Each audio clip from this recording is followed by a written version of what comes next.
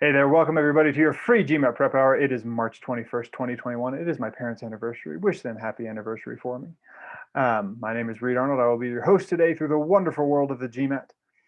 And welcome. Yeah, for those of you that are here live, those of you that are watching the recording, hope you get something out of the session and hope you check out some of our other resources for GMAT prep. If you are looking for more free prep options, we have some for you. You can try the first course of any of our classes for free. That's 1/9 of the entire course. That's over 10% that you get free of charge. You can check out a teacher, see if you like our vibe, see if you like the teacher's vibe. Sign up if you want or don't. The truth is, as I say every one of these, is that we cover a lot of huge material in that first session. We talk about data sufficiency, which is a huge question type on the test. We talk about sentence correction strategies, which can be very helpful. And we talk about how the test works, which is good knowledge for anybody. So I always say, sign up and go to a course, even if you don't intend to actually take it, although I ask you not to tell my company that I'm giving you that advice. You can try out our interactive on-demand course, our video course, the interactive program, and our online syllabus for self-paced study. Try out a few sessions of that. See if you like our resources, see if you like what we have. And if not, get a few free resources for your GMAT prep. So today, we do these sessions about once every 2 weeks or so. We instructors get to pick a topic and take an hour and talk about it. And so today I've chosen to talk about percents on the test in the quant section. Percents are one of the biggest things that show up. They're a very, very important concept. Something we're very familiar with. We all know, at some level what a percent is. But it's the kind of thing that we might know without really thinking about anymore. And the truth is, the test is this GMAT test is king at punishing people for not thinking, even on things we are familiar with. If you're not thinking about it, you might find yourself losing points. And so we're going to go into percents today, talk about how the GMAT tests them, talk about how you might want to think about them in a new way, and to really drill down into what they are and how the GMAT tests them and how you can get through problems using these concepts. Okay, so that's going to be today's focus, all about percents. I hope to get through all of this. The truth is, this might end up being a multi-part lesson, which would be fine, I think. Again, this is a major quant topic. Before we dive into that, though, I do want to just take a quick second here because we will do a data sufficiency question or two. Data sufficiency, as I mentioned earlier, is one of the major question types on the test. You want to know how it is. It's also a weird question type because it only shows up on the GMAT. Quick overview of what data sufficiency is and what you'll do on it for those of you that are brand new to studying. There's going to be a question in a data sufficiency question that you're allegedly trying to answer. Then there are going to be 2 statements about that situation. And then on the test, there's going to be these 5 answer choices, always in this order, always with these words. And what you're doing on a data sufficiency question is deciding where in these 2 statements, either the first alone or the second alone, or maybe both of them together, or maybe each of them alone, or maybe you know what, you can't. But you want to know where in these 2 statements there is enough information to answer the question that is asked. So you're not technically trying to answer the question, you're trying to say if there's enough information to answer the question. And then we give the 2 statements and the combinations of where there might be enough, or answer choice E is there's not enough information to answer this question. That was obviously very fast. So if you're new to this, I don't expect you to fully understand that, but take some time, read up on how data sufficiency works and some different tactics and organization strategies to get through these question types. But for those of you that are watching the video and this is kind of your first lesson, pause and rewatch what I just said and read up a little bit before we move on so that you know how to handle some of these questions that are coming. First thing we're going to do, didn't mean to jump through those slides, excuse me. First thing we're going to do is do 3 questions. I'm going to put 3 questions on the board and I'm going to give you 6 minutes. And I'm going to let you do these 3 questions and try to treat it like a test and move on if you need to, but make your best guess. Try to get through all 3 in 6 minutes. And then we're going to talk about them and dive into the lesson today.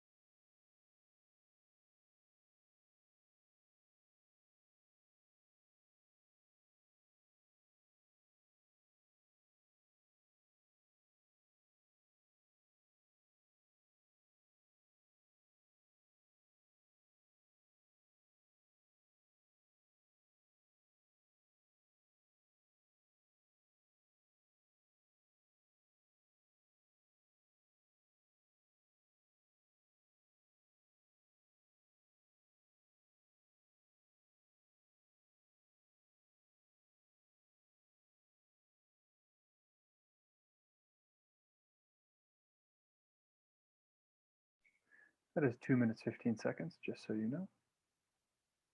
If you need to move on to the second question, you can.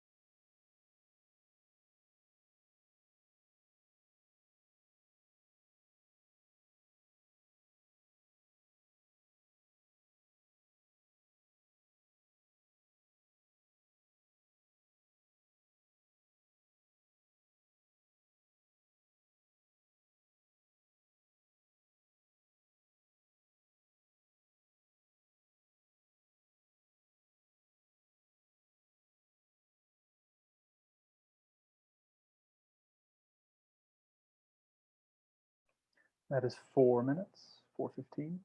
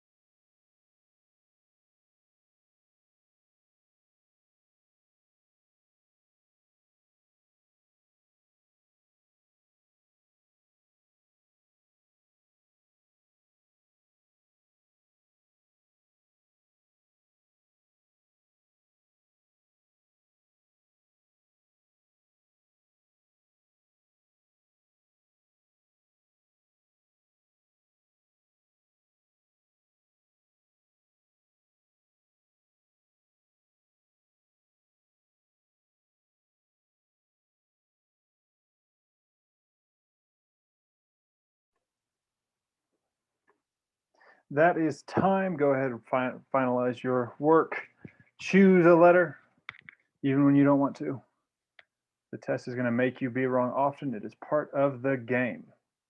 So for this first question here, go ahead and type in the chat what you chose, A, B, C, D, or E. Let's see what we get. I have a B and a C so far. Another B, a C, a B, a C. We're going back and forth between C and B, a C, an A, B, an A, C, a B, a C. So it looks like we're somewhere between A, B, and C here. Fairly evenly divided. A might have a little bit fewer. B and C seem about evenly split. Okay, cool. That's about what I expected, truth be told. So here's what I want to do first. I want you to take another minute or two here, and I want you to look at this second version of this question. And you can do it if you want. You can think about it if you want. I just want you to kind of think about this question in relation to the first.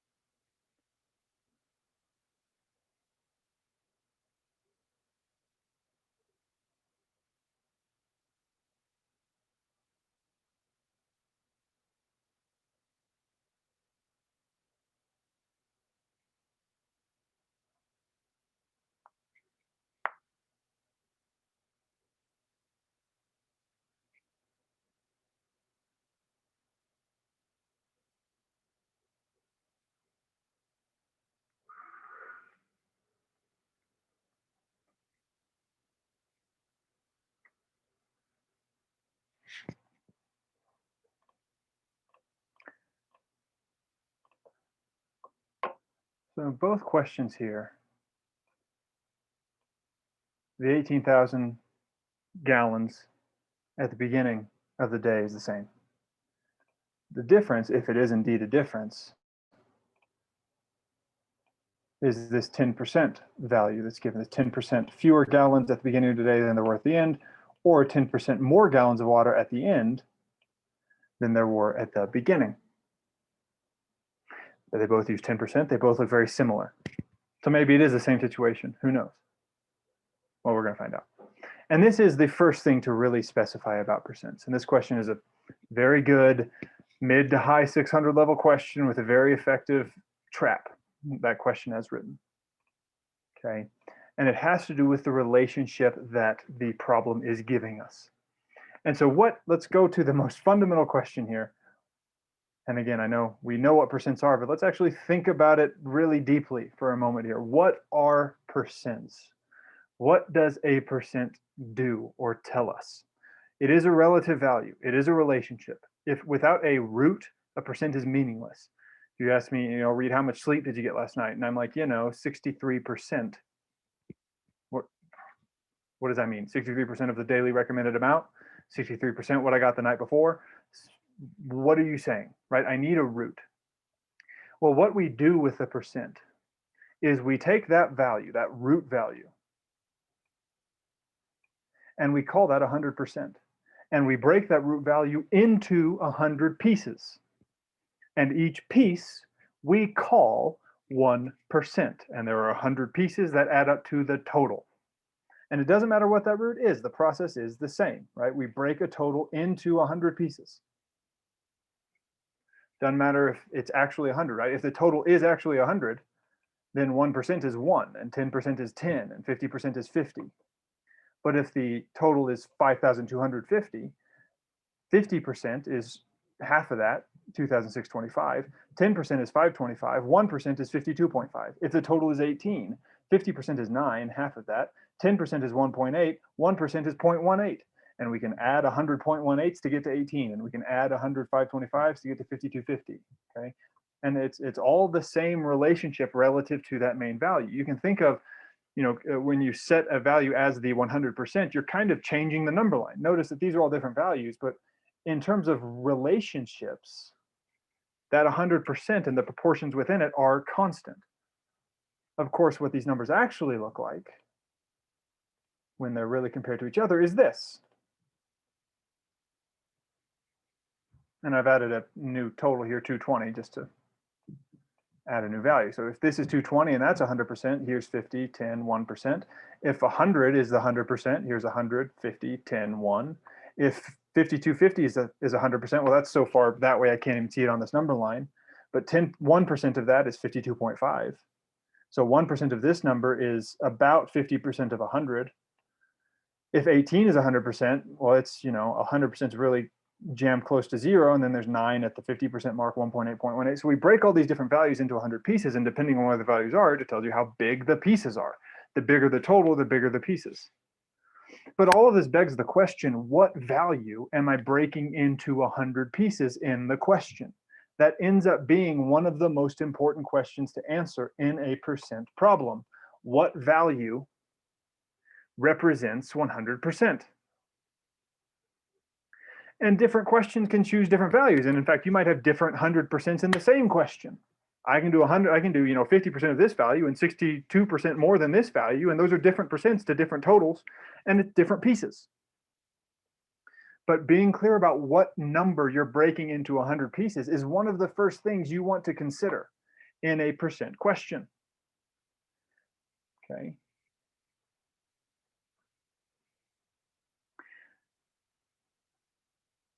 So let's look back at that question that was written. The original version of the question here.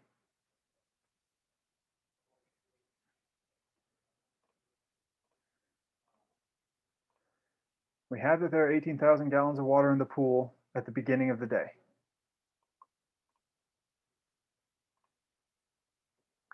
Well, what value, not necessarily the number, because we might not know the number, but what value is the value that we are breaking into 100 pieces in this question, and how do we know?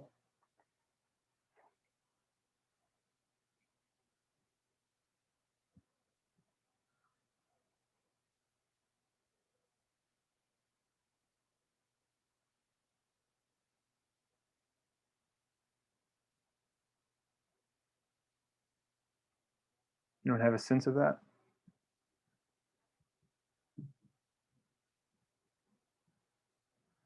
So I have the value at the beginning of the day. That's the thing that breaks into 100 pieces. The 18K breaks into 100 pieces. Now Mamadou is saying that the value at the end of the day is the thing that breaks into 100 pieces. And this is the question. And the answer is it's the value at the end of the day that breaks into 100 pieces here. How do I know? There were 10% fewer gallons of water at the beginning than there were at the end. This word than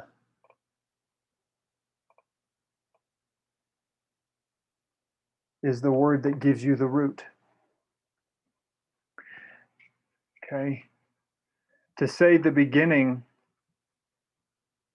is 10% less than the end does not equal, and I can't say this enough, does not equal the beginning is 10% more. I'm sorry, the end is 10% more than the beginning.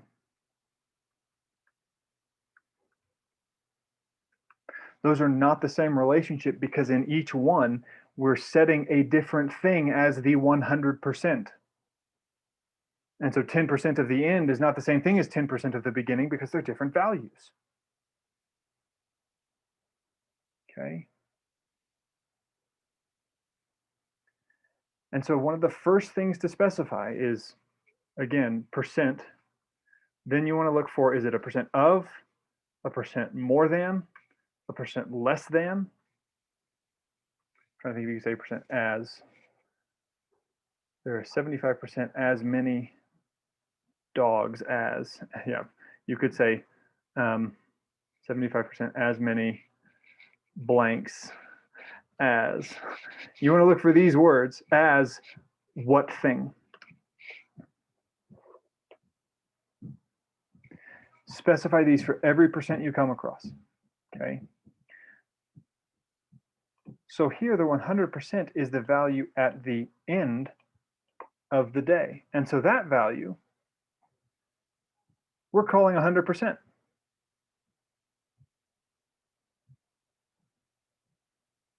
And then the beginning is 10% less that. And so that's 90%, 10% less of 100%. 10 pieces less than 100 is 90 pieces. So there's 90% of that end day value, and that's 18,000 gallons. Okay. And so then you can do a few things here. You can do algebra. You can say, okay, 0.9 of the end value equals 18,000.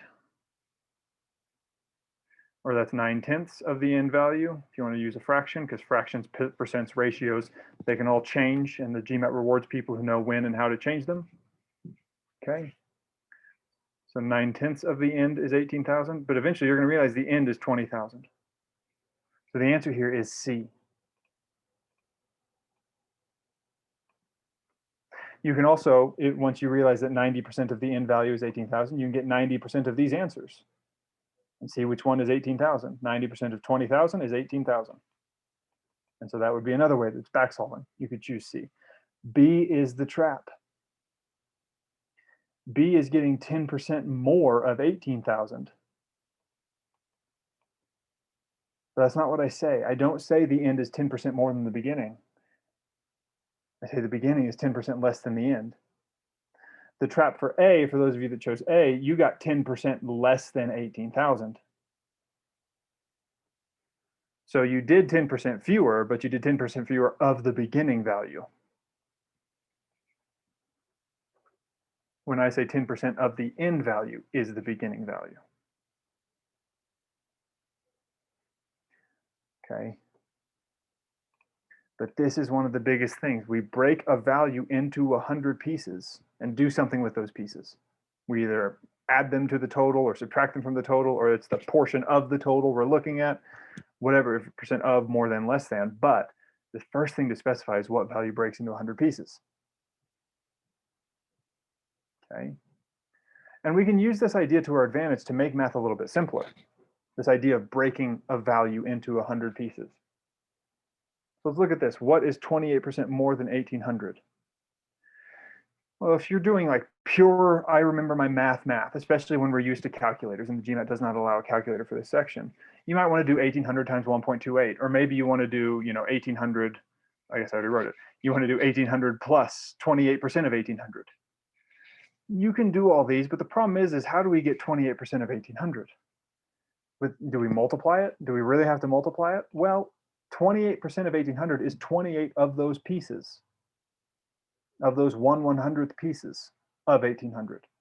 So let's take 1800 and let's think about the 28 pieces. Well, 28 pieces is 10 pieces, 10 pieces, 5 pieces, 1 piece, 1 piece, 1 piece. You can use benchmarks that you'll be able to find more easily. Right? 10% of 1800, I can do that. That's 180. So 10 pieces is 180. 10 more pieces is also 180. 5 pieces is half of that. That's 90. 1 piece is 18.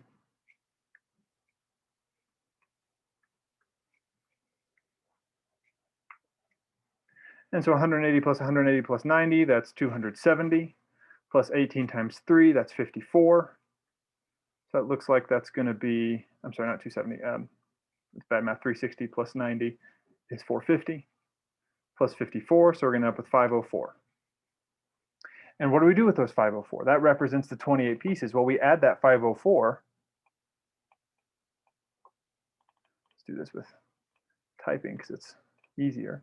We're going to take that 504 and add it on top of the 100%, on top of the 1800, because that is 100%.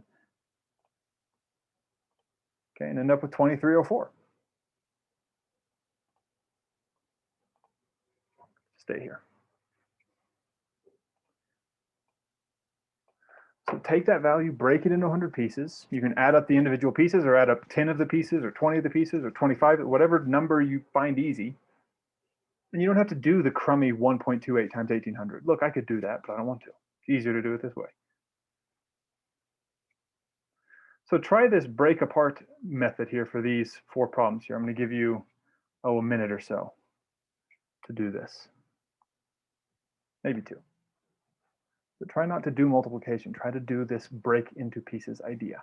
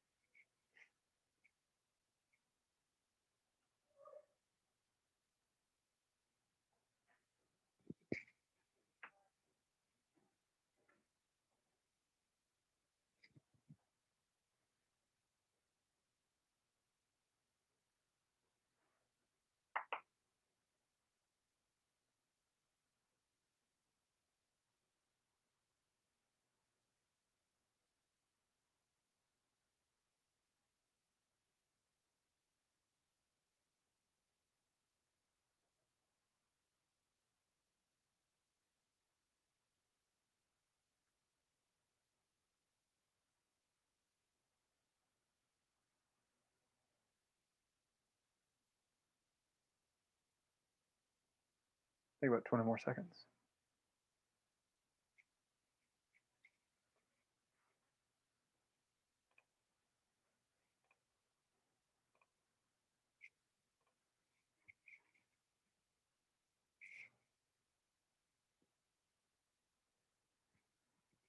All right, if you're watching the recording and you want to keep working and you need more time, go ahead and hit pause. For the sake of time, I'm going to move forward here.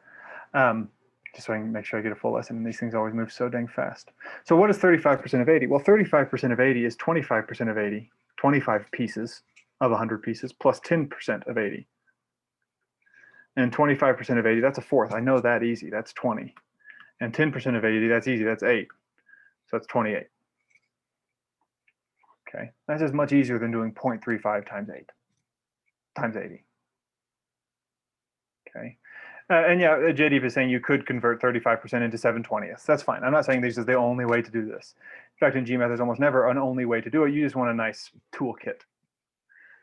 Okay, 72% more than 240. Well, again, there's no one right way to do this, but one way I liked, well, let's take 75 pieces of 240, because I'm gonna be able to do that pretty easily, because that's just 3/4. And I'm gonna take 3 pieces away to figure out what 72% is. Okay, and so 75% of 240 would be 60, 120, 180, minus 3% of 240. Well, 1% is going to be 2.4, so I'm going to take that away 3 times. That's 75% minus 1% minus 1% minus 1%, which is going to be 180 minus 2.4. 2.4 is 4.8, 7.2. Which is going to equal 172.8. And so I take that value, and what do I do? This is the pieces, right? These are the 72 pieces I'm considering here. What do I do with them? I add them to 240. Because 240 is 100%, and this is 72% more than that.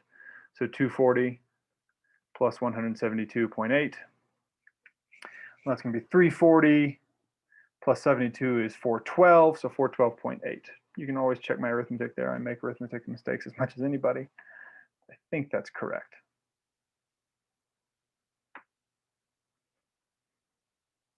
Okay, 16% less than 520. Well, what is 16 pieces? If 520 is 100 pieces, what is 16 of those pieces? Let's do 10% plus 5% plus 1%. 10% is 52. 5% is half of that, 26. 1% is 5.2. So that's going to be 52 plus 26 is 78, 83.2. What do I do with that? I subtract it from 520.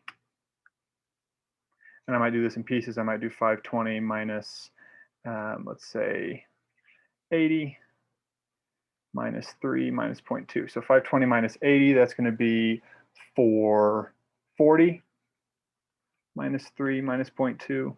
440 minus 3 is 437. Minus 0.2 is 436.8. JD, as an estimation, you could do 5/6 of 520, but that would be an estimation because 16% is not quite 1/6. But for estimating purposes, which the GMAT often allows, yeah, 5/6 is close enough. That is a good point. And again, multiple ways to do this. This last one here is a little tricky, and you might have just done, well, 25% more than 64. 25 is 1/4 of 64 is 16. I'm adding that to 64 to get 80. 40% is 2/5 of 80. 1/5 is 16. You might have just gotten to 32. But one thing I do like about this particular version is you can think of 40% of 25% more than, you can think of that as 40% of 125% of 64. And so that's taking, if 64 is 100 pieces, we're going to take 125 of those pieces. And then we're going to take 40% of that. Well, that's the same thing as taking 40% of 125 pieces, which is 50%. Because 40% of 125 is 50. And so 40%, meaning 40 pieces, 40 1/100th pieces, if this thing is 100, if this whole thing is 100, and we take 40 of those pieces, and within there, this is 100, and we take 125 of those pieces. Okay, well, what we can do instead is just take 40% of 125 of this number, and 40% of 125 is 50. So that's a trickier one. If that's not totally clear, you can do it in staggering steps. There's no reason you have to do it that way. I just think it's a nifty thing to think about. Okay. So we break totals into 100 pieces, we take values of those pieces. We take the number of those pieces and do what we're instructed to do with them. But one of the first questions to ask is what value breaks into 100? Okay. Now let's use this idea to deal with this particular question here. Go ahead, type, oh, no, we just did that one. Let's do this question. Go ahead, type in your answer for this problem here.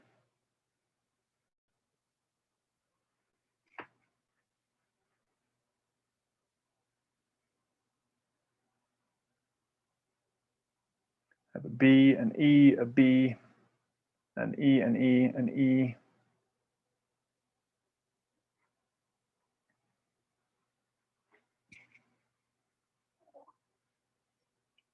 Okay, it looks like E is getting a little bit of gravity here. There are a few ways to handle this question, but I'm going to show you how thinking about this idea of breaking numbers into pieces, I'm going to show you how that can really make it easier, because I suspect a lot of us got the right answer, but maybe through a tedious way. Okay. If you really were, you can say, okay, 0.4 of the total, 0.4 of the total is residence, and the rest is farmland. So you can say R plus the farmland is the total, which maybe you'd say 0.4 times R plus F, since the total is the residence plus the farmland. You could do that, and then you could say that the farmland minus the residence equals 6,300. And then you can do some solving linear equations, substitute and solve somehow, that'll work. But it's a little bit of a pain in the butt. It will work, but let's think about what we're doing here. We're taking the total farmland, or sorry, we're taking the total territory, and we're breaking it into 100 pieces. 40 of those pieces are residence. 60 of those pieces are farmland. So we have a 40 and 60 here. Well, if we take those 60 pieces, right here we have farmland, and then we have over here, sorry, this is the farmland, this here's the residence. We have residence and we have farmland. If we take those 60 pieces and we just lower them down, and then we shift it over, and so we compare those 60 pieces now, these 60 pieces of farmland, to the 40 pieces of residence. And we know that difference is 6,300 acres. Yeah, Elizabeth, you're seeing it here. Yeah, Elizabeth is typing the chat. She sees it. That 60 piece of farmland is 20% more than the 40 piece of residence. And so that 20% extra is 6,300. 6,300 acres. Because again, we're breaking the 100 pieces into, we're breaking the total into 100 pieces. 40 of the pieces are residence. 60 of the pieces are farm. Well, that includes 40 pieces. The 60 pieces breaks up into 40 and 20. These 40 are the same size, because the 40 pieces are the same total. The 20% is the extra, and it represents 6,300. So you can just go right to 6,300 equals 1/5 of the total.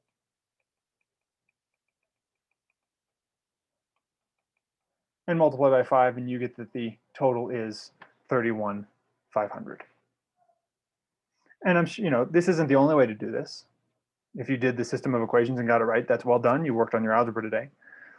But a lot of times there's an easier approach. A lot of times the algebra is not the best way, or at least, I mean, technically this is algebra. Technically that's algebra, but like that's one-step algebra. That kind of, that's straightforward, just set up the relationship and solve. And if you can do that, you might save yourself some heartache. Okay. Again, thinking of where the pieces are. What total breaks into what pieces? How are the pieces related to each other? You can treat each percent as a unit. 20%, 60% is 20%. I gotta be careful here.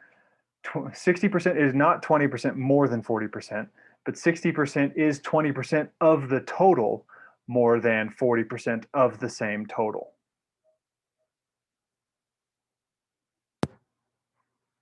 because they're just pieces of that total. Okay. Cool. Parts and wholes, pieces and totals. Let's talk about this one here, pet store, dogs and cats. Go ahead, type in your answer for this problem. A C, C, a C, a C, CCCs. Elizabeth says C, maybe a C trap. JD, if you went from C to A, is there a reason you changed from C to A? Okay. So let's talk about this one in what we've been talking about here, right? We have a relationship. We have a percent relationship, statement 1. We know a pet store says only dogs and cats. We know there are between 30 and 50 animals for sale. And here's just a little thing to think about. If the problem gives you information that you don't use, I'm not saying it's guaranteed wrong, but it should raise an eyebrow, should be skeptical. So you'd want to write your givens, right? We have between 30 to 50 animals for sale. We have only dogs and cats. And we want to know how many dogs. Okay, the value question. We go to statement 1. It gives us that the number of cats for sale is 60% higher than the number of dogs for sale. And your first thought is probably like, well, that's not enough. That's just a 60%. I don't know of what total. I don't know anything. That's out. And then you go to the second one. They tell me there are 24 cats.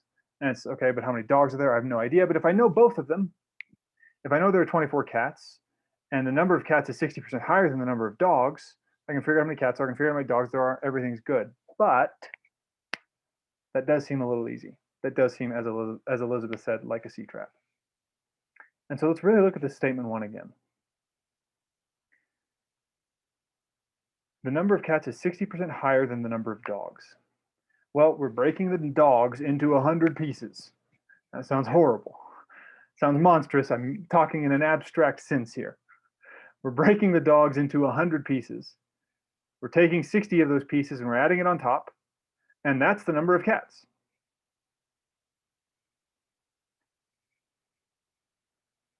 Okay, that's the relationship that's being drawn out. There are 100 pieces of dog and 100, I didn't think about this ahead of time. There are 160 pieces of cat. Sounds like I'm a, black market meat vendor or something. But here's the thing. If those are the values relative to each other, that gives me a ratio for dogs to cats. In fact, here's the secret.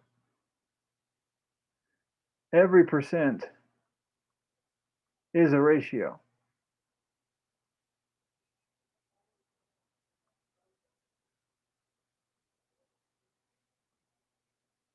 Yeah, JD, you could say it's 1.6 to 1, cats to dogs, but I don't like decimals in my ratios, especially when I'm dealing with cats and dogs, which, despite the phrasing I've been using, cats and dogs do need to be whole values. I'm not dealing with half a dog here. Okay, I have full integers of dogs and cats. Well, if dogs is 100%, cats is 160%, that simplifies down to 5 to 8. And that tells me that the total grouping is 13 groups. There are 13 groups in my pet store. 8 of them are cats. 5 of them are dogs. That's what ratios tell you in many ways. Now, I don't know how big each group is necessarily, but I know my ratio of dogs to cats is 5 to 8 with a total of 13. Well, but since I have to have integer values, I could have 10 and 16 and 26 animals.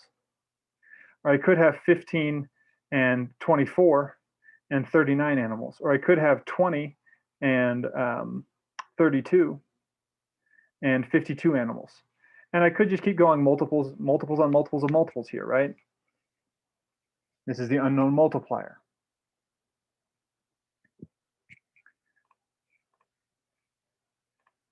Five to 8 could be the actual number, or maybe the multiplier is 2, or maybe the multiplier is 3, or maybe the multiplier is 4. I don't know until I remember there's only 30 to 50 animals.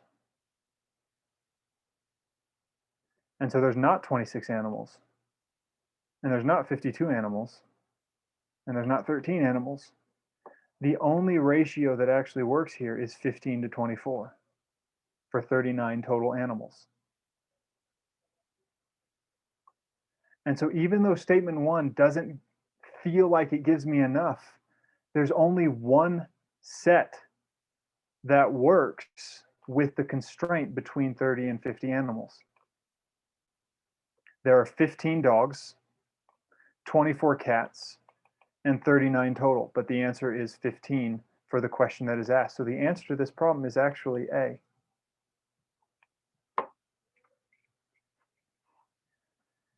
Because there is this hidden integer constraint. And it might help to think about the percents as a ratio to really see what values fit this percent relationship, because every percent relationship is a ratio relationship. A percent is a ratio, it's just we're calling one of the ratio values 100, 100 to 160. That's the percent relationship being set up here. Well, as a ratio, that's 5 to 8. 10% less than, as a ratio, that's 9 to 10. JD, but the ratio is 6 to 5. What's 5 times 2.5? 5 times 2.5 is 12 and a half. I don't have 12 and a half cats or whatever. 6 to 8, well, 6 to 8 simplifies to 3 to 4. You go to the rate, you simplify the ratio to its most basic form in order to use this.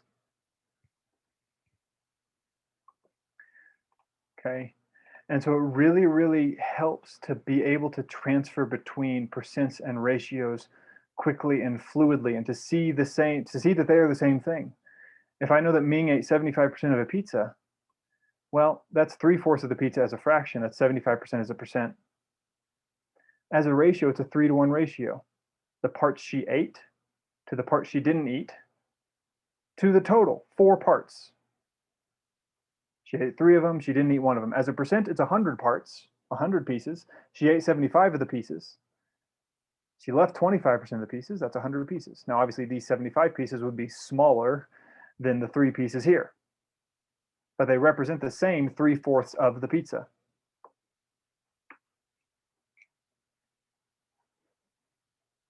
And the connection between percents and ratios is one of the more helpful things to develop, to see them as the same thing and to be able to break them down into the same thing. In fact,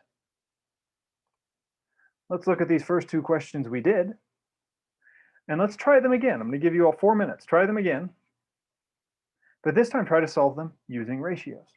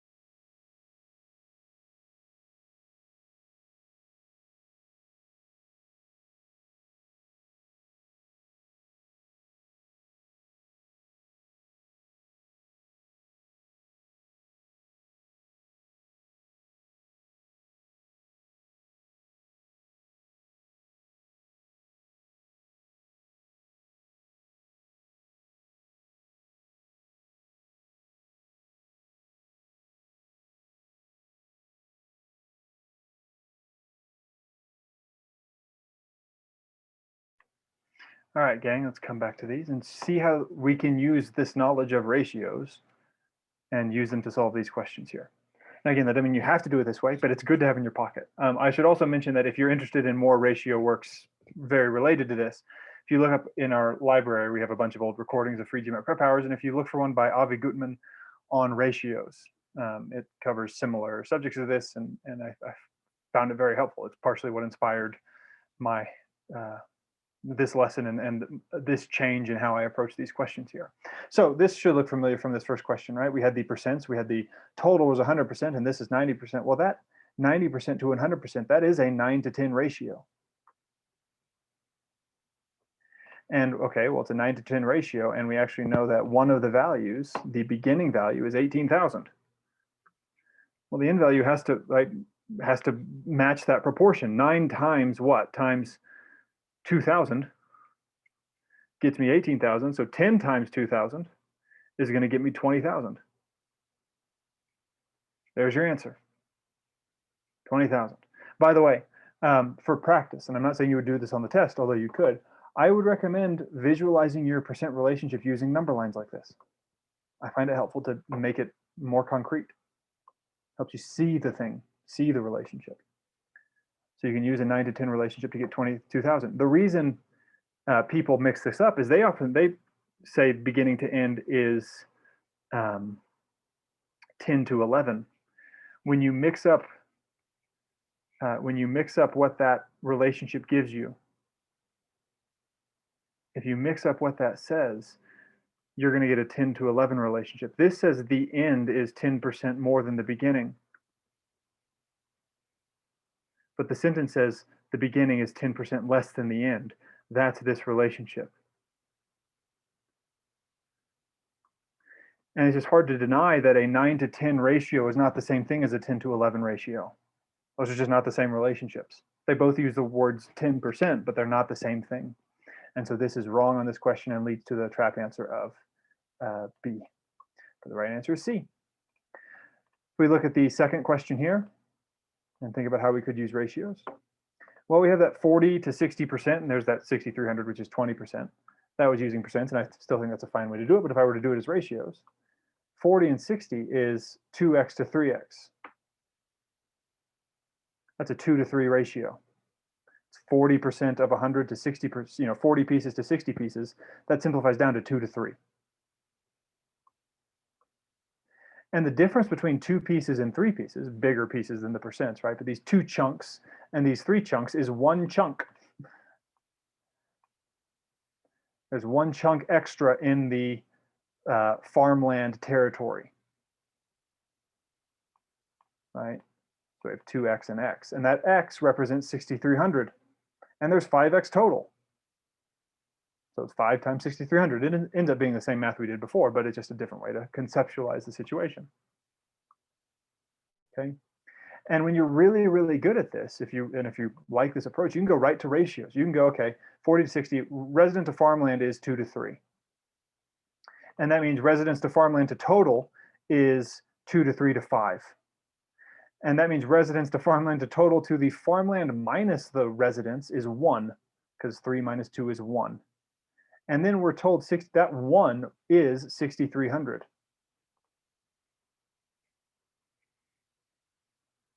And so the unknown multiplier here is 6,300. And so whatever they ask, I could answer. If they want the total, it's 5 times 6,300. If they want farmland, it's 3 times 6,300. If they want residence, it's 2 times 6,300. Whatever they want, I can answer it. Okay. But I find it very helpful to be able to move between percents and ratios fluidly and easily and see them as the same thing. And here's a drill I do and I recommend that you all do to really ingrain this. I talked about it before. It might even be on a recording somewhere, but we're really going to solidify it now. I call it the cows and horses exercise.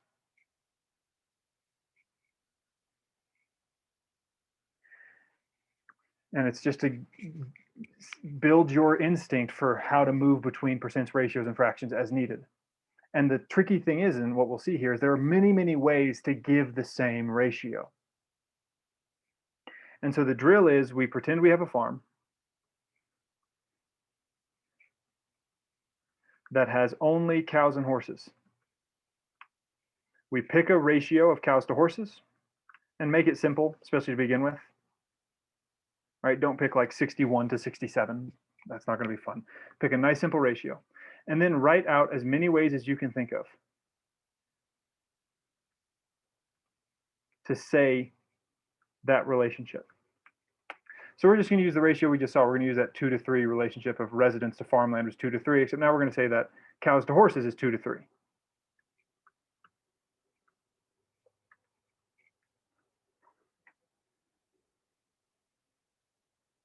Well, what are some ways to say, what are some ways the GMAT would give you that information without saying necessarily? I mean, they could just say the ratio of cows to horses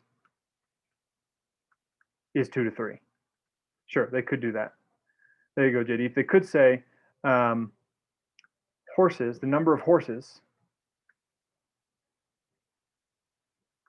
is 3/2 the number of cows. Or they might use it as a decimal. The number of horses is 1.5 times the number of cows.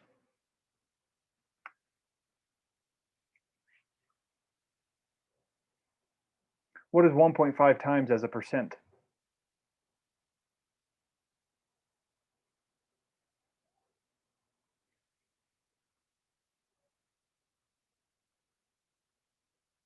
Good, Ravish.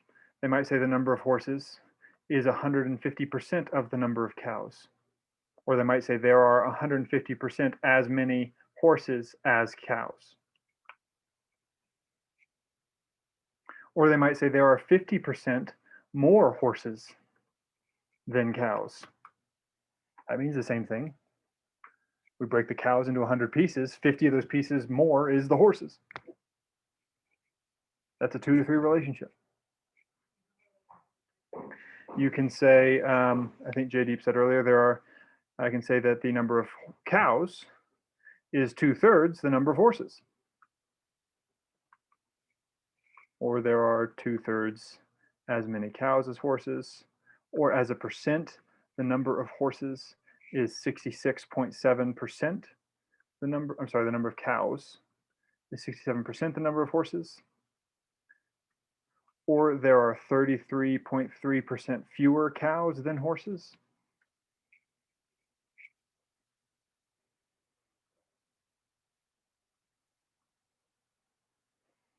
How about we think about the total animals? How do I think about the whole barnyard now, right? Because there's this unknown, or there's this relative total in the ratio that is there, and it's 2 to 3 and then to 5. Well, how did 2 and 3 show up with 5? We already saw this earlier.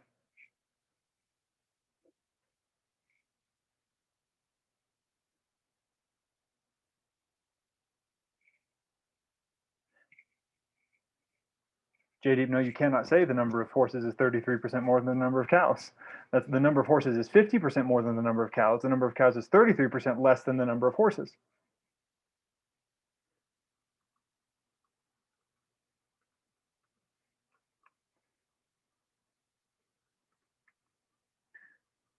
How do we use the total barnyard for, and that is the point of this drill, JD, is to specify which percent goes which way.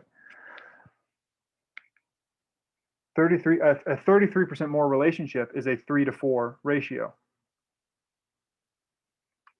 That's if my cows to horses is 3 to 4. Then horses is 33% more than the number of cows. Cows is 25% less than the number of horses, but that's a different ratio. We're not talking about that right now. How can I use 2, 3, and 5? How can I use the total barnyard to give some percents that ultimately give me a 2 to 3 ratio here?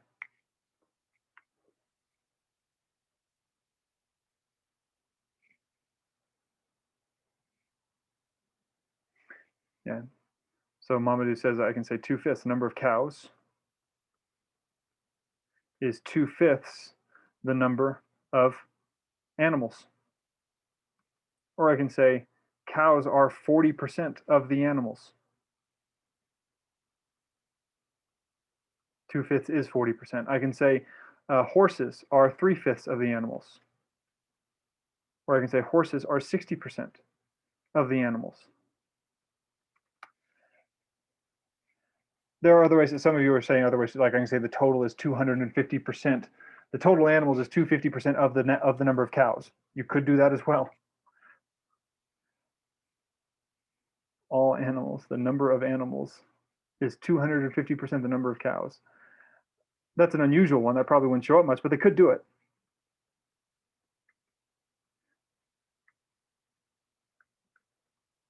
And there are a few more you could write, but this covers a lot of them. And the thing to note here, everybody, look at this. Including the one we just did, we have 250%, we have 2/5, 40%, 3/5, 60%, 33%, 66.7%, 2/3, 50%, 150%, 1.5, 3/2. Okay. All these different percents, all these different ways of giving information, they all mean the same thing.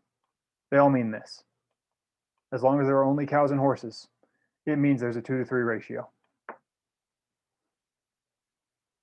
15 different ways to say the same thing. And they all use different percent values because the percent is relative to a different amount. It's a different thing we're breaking into 100 pieces.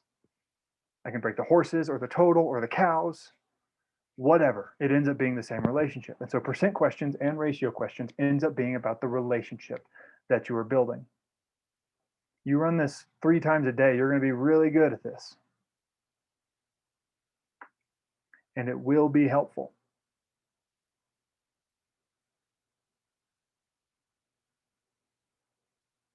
Okay. So pick different ratios besides 2 to 3. Do 1 to 2, 3 to 4, 4 to 5. The GMAT loves 4 to 5. 9 to 10, 2 to 5, right? Simple, pretty standard ratios, and just hammer out all the different ways of saying that information, giving that relationship. Is the total 166.7% more than the number of horses? No, JD, it is 66.7 more than the number of horses. It is 166.7% of the number of horses. Percent of, more than, less than, what thing? And this will help you clarify which is which. Okay. And notice, so we use different percents to give the same relationships. Notice if we use the same percent, we have different relationships. The number of cows is 10%, number of cows. The number of cows is 10%, the number of animals. The number of cows is 10% more than the number of horses. The number of cows is 10% less than the number of horses. The number of horses is 10% more than the number of cows. Yada, yada, yada. All of these use 10% and give different relationships. All of these use different percents and give the same relationship. That's what we're doing with percents, that we're specifying what number we're breaking into 100 pieces, and we're thinking about the ratio comparison that percent gives. So I think that will wrap up today's lesson. We didn't have time to go into what we will talk about next, which is when we deal with percent questions that have us get percents of different things that are related but aren't the same total.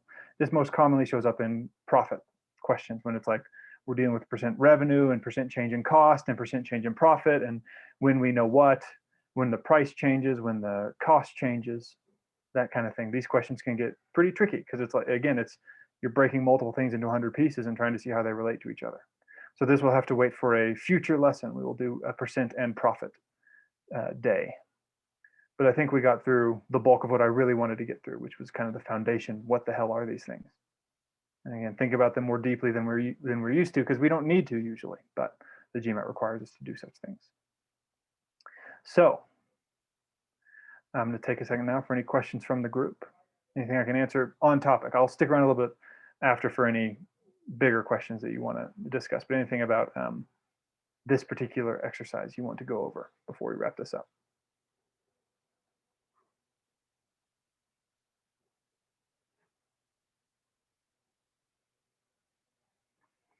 All right, gang, I'll stick around for any questions from the group. If you're watching on YouTube, thank you for watching. Please like and subscribe. I don't even know if we care about that, but if you want to like and subscribe, that'd be great. But watch our other videos. We have a whole smorgasbord of topics out there for you to study from. Hope you use us. Hope you study with us. Hope you learn from us, and that your studies go well and you get a great score. We're happy to help in any way we can. If you're if you'd like to check out our upcoming courses, visit that link. Again, you can try the first one for free. We'll be happy to meet you and talk and see what we can do for your GMAT prep. Otherwise, be well, be safe, and I hope to see you all at the next one. Have a wonderful, wonderful day.